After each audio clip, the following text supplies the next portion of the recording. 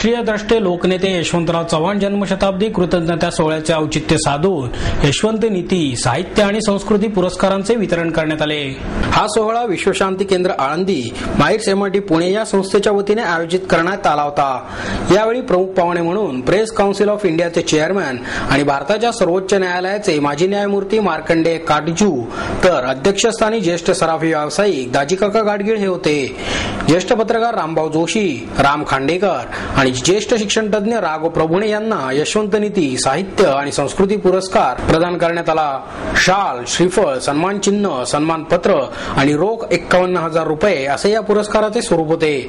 यावेळी माजी खासदार श्रीनिवास पाटील, माईर्स MITचे संस्थापक संचालक प्राध्यापक डॉक्टर विश्वनाथ कराड, ज्येष्ठ पत्रकार मधुकर भावे, ज्येष्ठ साहित्यिक रतनलाल सोनग्रा, माईर्स MIT शिक्षण संस्था समूहाचे कार्यकारी संचालक राहुल विश्वनाथ कराड, विश्वशांती संघाचे कार्यकारी संचालक doctor Sanjay Upadhye, Vasantrao Gadgil, doctor LK Kshirsagar, doctor Milind Pande, प्राध्यापक चारुदत्त कुलकर्णी आणि प्राध्यापक सुधीर राणे हे उपस्थित होते।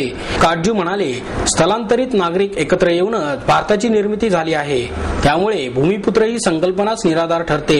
वोट बँकेच्या स्वार्थी राजकारणामुळे काही राजकीय नेते देश तोडू पाहत आहेत। भारत काय आहे हे प्रथम समजावून घेणे आवश्यक आहे। भारतात 92% नागरिक हे वायव्य सरहद्दी पलीकडून स्थलांतरित झाले आहेत। स्थानिक आदिवासी जमातींना मागे हटवून या स्थलांतरित नागरिकांनी भारतावर वर्चस्व निर्माण केले आहे। त्यात महाराष्ट्रीयन मराठी समाज देखील समाविष्ट होते।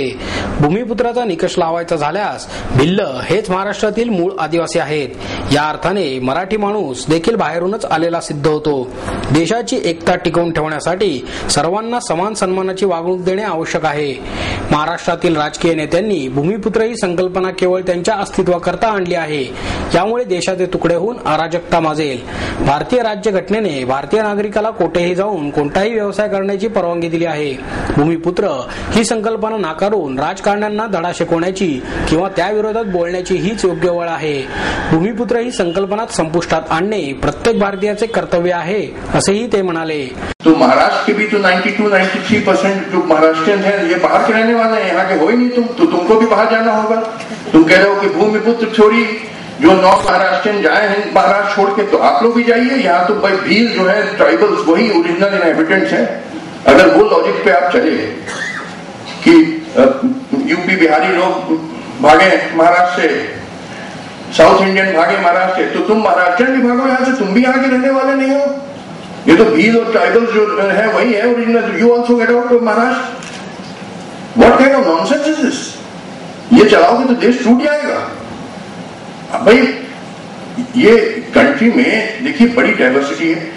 आर्टिकल 19(1)E है कॉन्स्टिट्यूशन का, नोट करिए 19(1)E, जो कहता है कि every citizen of India has a right to go to any part of India, settle down in any part of India, work in any part of India, do business in any part of India. तो आप महाराष्ट्र जा सकते हैं दिल्ली में, वहां settle कर सकते हैं, वहां बिजनेस कर सकते हैं, नौकरी कर सकते हैं, पंजाब जा सकते हैं, बंगाल जा सकते हैं, असम जा सकते हैं, यूपी उड़ीसा छत्तीसगढ़ जा सकते हैं। वैसे और लोगों के लोग यहां आ सकते हैं। आपको कोई राइट नहीं है कहना कि गेट आउट। बिल्कुल एंटी नेशनल चीज है ये। और जो ये लोग बात कहते हैं ये देशद्रोही लोग हैं।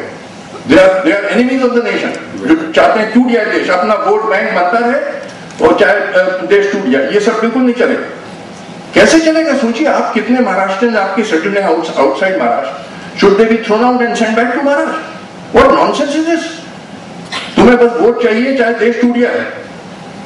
ये सब बिल्कुल टॉलरेट नहीं होना चाहिए। End time has come when people must speak out. This is nonsense, it is anti national. मैं और बहुत सारी चीजें बताना चाहता हूं, मगर अब ये चीज क्योंकि महाराष्ट्र से रिलेट होती है तो मैंने सोचा it is high time this must be told to you people. You are being taken for a ride. आपको बेवकूफ बनाया जा रहा है ये सब नॉनसेंस करके। आपका कर्तव्य, अगर आप देश से प्रेम है और देश आपका भारत है, आपका देश महाराष्ट्र नहीं है। Maharashtra is part of Bharat. ये नहीं कि महाराष्ट्र कोई अलग देश है। We are Indians and we should love our country, which means love India. It is not that you will only love Maharashtra, but UP people must get out and Bihar people. This is all nonsense. It is all national activity. Shrinivas Patil म्हणाले, स्वर्गीय यशवंतरावजींच्या नजरेखाली माझे अगदी बालपणापासूनचे आयुष्य गेले. कराड हे यशवंतरावांचे गाव, हेच माझेही गाव होते. मी सनदी अधिकारी व्हावे यामागची प्रेरणा त्यांचीच होती. आधुनिक महाराष्ट्राचे ते शिल्पकार होते. या राज्याची प्रशासकीय चौकट त्यांनी उभी केली. साहित्यिक म्हणून सुद्धा ते खूप मोठे होते. त्यांचे साहित्य सर्वसामान्य वाचकाला आणि विशेष करून तरुण वर्गाला उपलब्ध व्हावे यासाठी शासन कटिबद्ध आहे. त्यायोगे त्यांचे विचार तरुण वर्गांपर्यंत पोहोचतील आणि त्यातून त्यांना प्रेरणा मिळेल. पुरस्काराला उत्तर देताना रामभाऊ जोशी म्हणाले, हा पुरस्कार माझा नसून तो यशवंतरावांचा सत्कार आहे. सध्याच्या युवकांमध्ये वाचनाचा अभाव असल्याने महाराष्ट्राच्या निर्मितीचा इतिहासच त्यांना माहीत नाही, ही शोकांतिका आहे. संयुक्त महाराष्ट्राचे गोडवेगात राजकारण करणाऱ्यांना देखील महाराष्ट्राच्या निर्मितीचा इतिहास माहीत नसावा, ही दुःखाची बाब आहे. राजकारणात विविध सत्तास्थाने भूषवणारा एकमेव नेता म्हणून यशवंतरावांकडे पाहावे लागेल. त्यांच्या जीवनापासून सर्वांनी बोध घ्यावा. यशवंतरावांच्या मृत्यूमुळे भारतीय राजकारणाच्या पटलावर झालेला सूर्यास्त आज देखील सूर्योदयात परावर्तित झालेला नाही.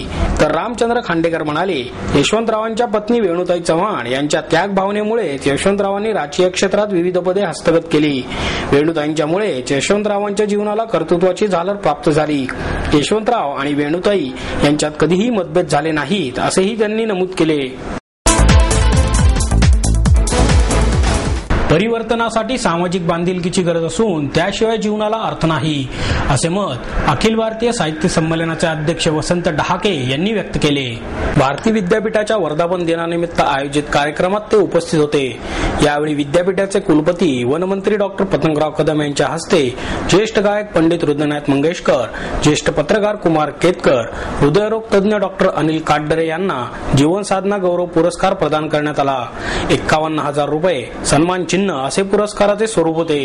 कुलगुरू doctor Shivajirao Kadam, doctor Shridhar Gupte, advocate Raosaheb Shinde, doctor Ram Takole यावेळी उपस्थित होते.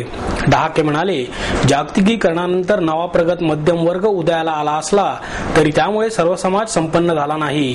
त्या पलीकडे एक कष्टकरी आणि वंचित वर्ग आहे. त्यांच्या परिवर्तनासाठी सामाजिक बांधिलकी जपण्याची गरज आहे. समाजात श्रीमंत आणि मध्यम वर्गाबरोबरच वंचित वर्ग आहे. शहरी आणि ग्रामीण भागात तो असंघटित स्वरूपात कसेबसे जीवन जगत आहे. त्यांच्या उन्नतीसाठी प्रत्येकामध्ये सामाजिक बांधिलकी असली पाहिजे. आतडं पिळवटल्याशिवाय लेखक, कलावंत, पत्रकार यांना सच्चेपणा मांडता येत नाही. मंगेशकर म्हणाले, माझा सन्मान लता दिदीने दिलेल्या प्रेरणेचा आहे. ज्या कवितांना मी संगीतबद्ध केले त्या कवींचा, कवितेतील आशयाचा हा सन्मान आहे. कवी ग्रेस यांच्या अनेक गीतांमध्ये मला माझे स्वतःचे जीवन दिसते. केतकर म्हणाले, वर्तमानपत्रे नेहमीच समाजाला ना उमेद करणाऱ्या बातम्या देतात. त्यामुळे वृत्तपत्र वाचणे बंद होईल का अशी शंका येते. सकारात्मक बदलांचे प्रतिबिंब वृत्तपत्रांमध्ये दिसले पाहिजे. इंधनाची वाढती गरज आणि त्या प्रमाणात होत नसलेला पुरवठा लक्षात घेऊन पुण्यातील अग्नी ॲग्रो बायोमासच्या वतीने पर्यावरणपूरक कोळशाची निर्मिती करण्यात आली आहे.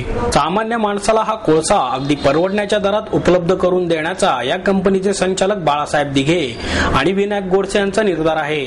या कोळशाचे सर्वात मोठे वैशिष्ट्य म्हणजे टाकाऊ बाबींतून याची निर्मिती करण्यात आली आहे.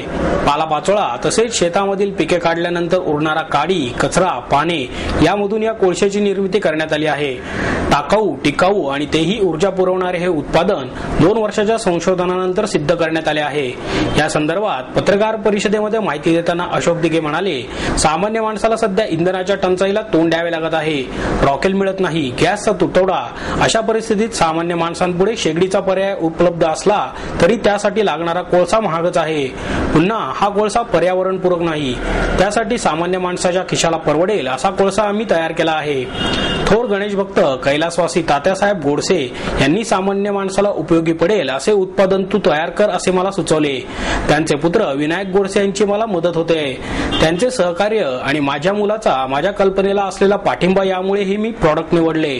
मी चीनला गेलो असताना तेथे असा टाकाऊतून टिकाऊ इंधन तयार करण्याचा उपक्रम बघितला. हे तंत्रज्ञान भारतात आणण्याचा निश्चय करून ही सर्व मशिनरी आम्ही आयात केली. सुरुवातीला भारतीय गरजा आणि येथे उपलब्ध असलेला कच्चा माल आणि आम्हाला हवे असलेल्या दर्जाचा कोळसा बनवायला अडचणी येत होत्या. चीनी कंपनीशी सतत सल्लामसलत करून भारतीय वातावरणात चालणारे, टिकणारे आणि सामान्यांना परवडेल असा कोळसा बनवण्यात आम्ही यशस्वी झालो. सध्या बाजारात उपलब्ध असणाऱ्या या प्रकारच्या कोळशाच्या गटात आमचा कोळसा इंधन म्हणून जास्त चांगले काम करतो, आवश्यक तेवढी हीट निर्माण करतो आणि अन्य कोळशांपेक्षा आमच्या कोळशाची किंमत आम्ही सामाजिक बांधिलकी म्हणून कमी ठेवली आहे. भविष्यातही कमीच ठेवण्याचा आमचा प्रयत्न राहील. आम्ही तयार केलेला कोळसा घरगुती वापरासाठी तसेच हॉटेल उद्योगांसाठी अत्यंत उपयुक्त आहे. ब्रिकवेटच्या आकारात उपलब्ध असणारा हा कोळसा 20 मिलीमीटर पासून 85 मिलीमीटर पर्यंतच्या आकारात उपलब्ध असल्याचेही डिगे यांनी सांगितले. ऍग्रिकल्चरल वेस्ट मधून तयार होणाऱ्या या कोळशामुळे वृक्षतोड थांबून पर्यावरणाचे रक्षणच होणार आहे. हा कोळसा तयार करताना कोणताही रासायनिक घटक न मिसळता आवश्यक तेवढी धग मिळवण्यात आम्हाला यश आल्याचेही डिगे यांनी सांगितले. मध्यंतरी चीनहून आलेल्या उद्योजकांच्या शिष्टमंडळाने आमच्या कारखान्यास भेट देऊन आम्ही तयार केलेल्या कोळशाच्या दर्जाबाबत समाधान व्यक्त केले आहे. हा प्रकल्प पुण्यापासून 30 किलोमीटर अंतरावरील सांगवडे या खेड्यात यासाठी उभारला आला असून या कारखान्यामुळे ग्रामीण भागातील कष्टकरी महिलांना रोजगाराचे नवे साधन उपलब्ध झाले आहे. ग्रामीण भागातच रोजगाराचे साधन उपलब्ध व्हावे यासाठी आम्ही मूलभूत सोयी सुविधांची अडचण असतानाही हा कारखाना तिथे जाणीवपूर्वक उभारल्याचे दिघे आणि गोडसे यांनी यावेळी सांगितले. ग्राहकाला कमीत कमी खर्चात उपलब्ध होणाऱ्या या इंधनामुळे शहरातील कचऱ्याची समस्या सुटण्यासही मदत होणार आहे. सध्या आम्ही 20 टन कोळशाची निर्मिती करत आहोत. येत्या काही महिन्यात या युनिटमध्ये 3 शिफ्टमध्ये काम सुरू होईल आणि लवकरच एक दुसरे युनिटही सुरू होईल. ग्राहकांची मागणी पूर्ण करण्यासाठी आम्ही आवश्यक ते नियोजन केले असल्याचेही दिघे यांनी सांगितले.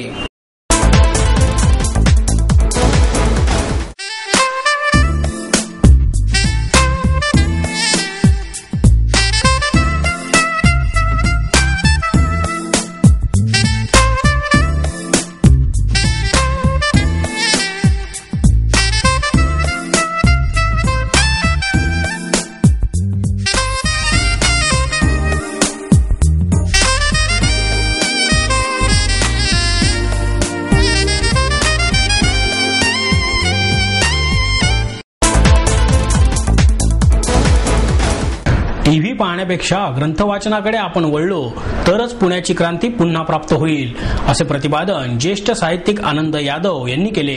वक्तृत्वोत्तेजक सभेच्या वतीने आयोजित वसंत व्याख्यानमालेत वाङ्मयीन सद्यस्थिती आणि सामाजिक संस्कृती या विषयावर त्यांचे व्याख्यान झाले. डॉक्टर यादव म्हणाले, टीव्ही म्हणजे सैतानाचे डबडे आहे. त्यापुढे निष्कारण वेळ घालवून सुविद्य माणसं अडाणी बनत आहेत असे वाटते. विद्येचे माहेरघर समजल्या जाणाऱ्या पुण्यात आता विद्या अभावानेच दिसते. साहित्यात आस्वाद घेण्याचे स्वातंत्र्य असते. त्यावर चिंतन करत साहित्याचा अनुभव घेता येतो. साहित्याचा हा कंगोरा माणसाला घडवतो, तर दुसरीकडे टीव्ही खऱ्या अर्थाने माणसाला गुलाम बनवतो. त्यामुळे माणूस बहिर्मुख थिल्लर बनतो. वाचन संस्कृतीचा ऱ्हास होत आहे. चिंतनशीलता हरवली असून चर्चांमध्ये वैचारिक व्याख्यानांऐवजी उडीदुणी अधिक असतात. आमच्या जडणघडणीच्या काळात पुणे हे विद्येचे माहेरघर वाटत होते, मात्र आता ते पटत नाही. येथे नाना तऱ्हेच्या विद्या आल्या आहेत. त्यामुळे या माहेरघरातली खरी विद्या सासरी गेली आहे असेच वाटते. पुढे ते म्हणाले, कथा, कादंबऱ्या किंवा वैचारिक ग्रंथ असे कोणतेही साहित्य आपल्याला अंतर्मुख करते. ही अंतर्मुख होण्याची वृत्ती कमी होत आहे. टीव्हीमुळे एकाग्रता नष्ट होते, चिंतनशीलता नाहीशी होते. एखाद्या विषयावर गंभीरपणे विचार करून त्याकडे पाहिले जात नाही.